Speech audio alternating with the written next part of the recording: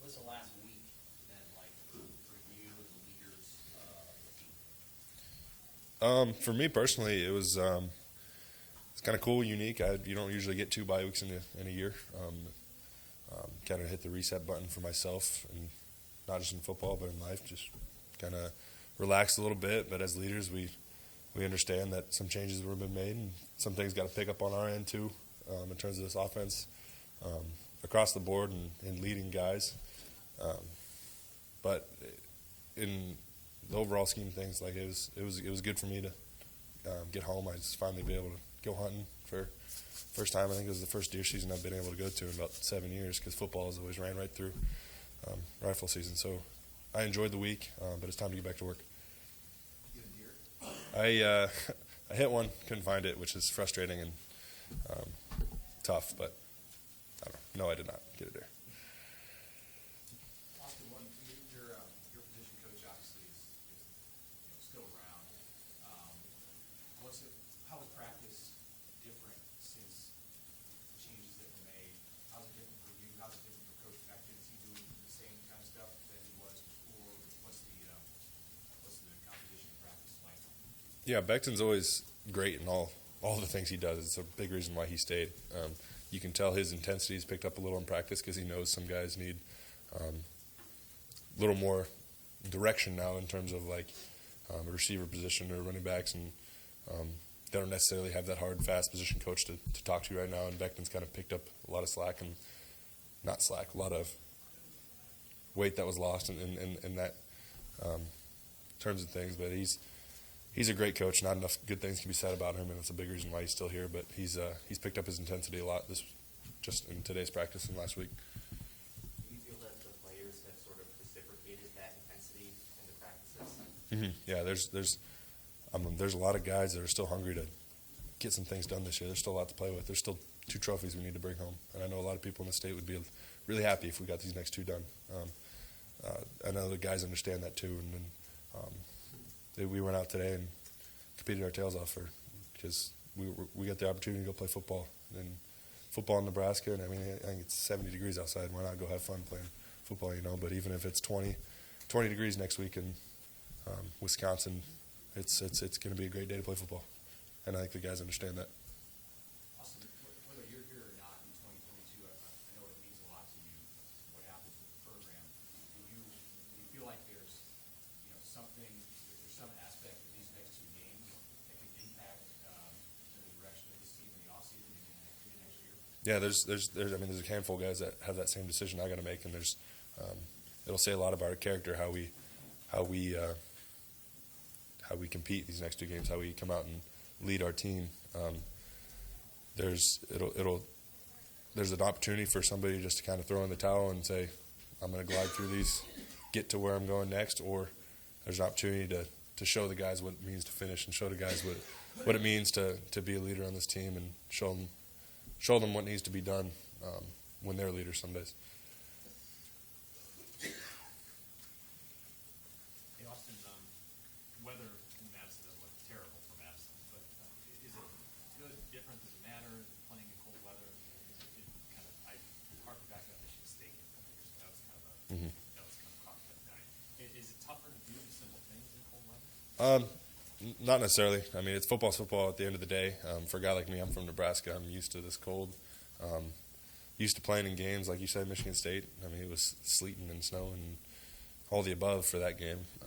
I know I'm prepared for it, and if a freshman's just coming up from Florida or Georgia, I mean, they obviously haven't seen it, but they're prepared. They knew what they signed up for in terms of weather when they came up here playing in the Big Ten. So there's not really a huge aspect. There's not really a change in the way you approach a game. I mean, cold's cold, warm's warm. It's just 2 different sides of football that you got to play through. Is there something too that these next 2 opponents, you guys, nobody's beaten them? I mean, you haven't beaten the Wisconsin team, you haven't beaten the Iowa team. How important is it to beat one of these rivals and get a trophy? Mm-hmm. Yeah, it's very important. I mean, we kind of talking about the feeling that we're going to feel when we beat one of these teams, running across the field and just taking that trophy back. It's going to feel awesome, especially for the possible seniors that are going to leave. I mean, it would bring a lot of joy to us to be able to run across on that sideline and take it right back from them because we owe them in a way. We haven't beat them yet. Wisconsin's defense has been really impressive the past few weeks. They rank near the top nationally in several statistical categories. What have you seen out of them that has made them so effective? They're a very disciplined defense, kind of similar to what a lot of teams in the Big Ten do. They're not. They got some crazy stuff, but it's not really too crazy. It's just they're good at what they do and they stick with what they do and they're disciplined at what they do. So it's something that's a little different than what you see in the Big Ten style, but it's you can game plan for them because they're very disciplined. They're very disciplined in what they do in terms of it's not going to change week to week. So I'm excited to see our team prepares for a great defense like Wisconsin.